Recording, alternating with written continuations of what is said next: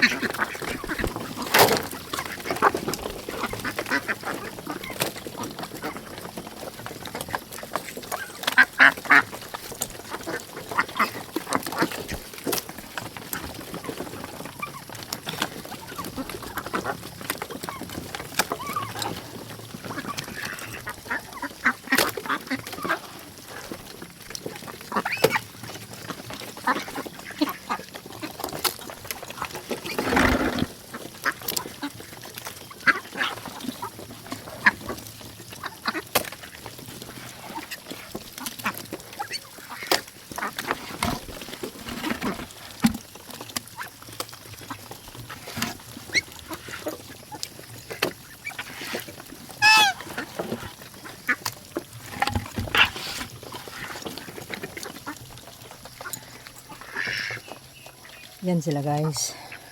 Ang hinahalo ko sa ano guys, sa pagkain ito, ano, yung organic na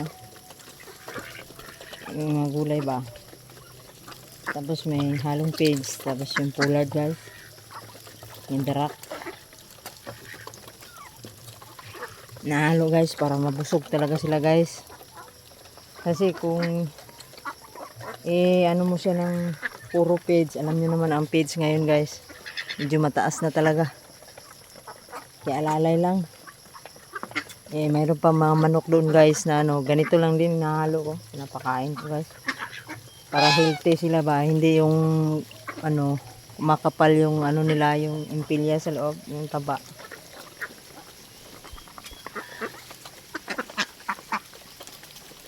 Ito yung ano guys, ito yung trabaho ko rito sa ano, bundok, bukid kung tawagin. Ayun guys. Hindi pa ako magkanda ugaga sa pag ano guys. Meron pa akong tapos nito meron pa akong babalikan yung sa manok. Painom pa ako ng tubig. Tapos meron pa akong ano ng kambing guys. Yun lang guys. Thank you for watching.